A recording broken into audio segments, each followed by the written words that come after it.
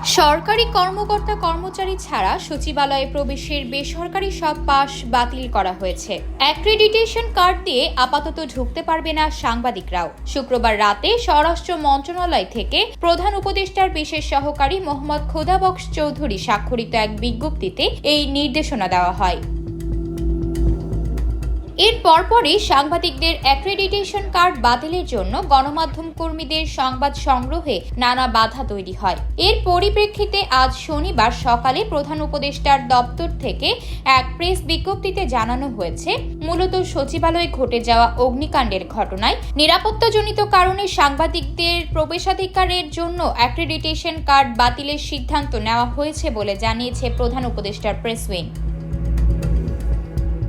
বিজ্ঞপ্তিতে বলা হয়েছে, এই সপ্তাহে ভয়াবহ অগ্নিকাণ্ডে ক্ষতিগ্রস্ত কি পয়েন্ট ইনস্টলেশনের নিরাপত্তার কথা মাথায় রেখে সচিবালয়ে সাংবাদিকদের প্রবেশ বাতিলের সিদ্ধান্ত নেওয়া হয়েছে।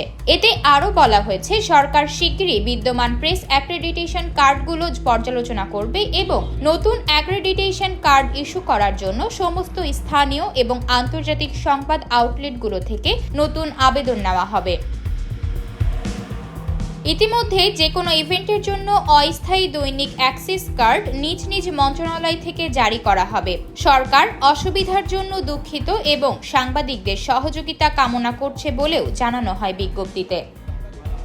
আতকিয়া মাইমুনা, বার্তা 24।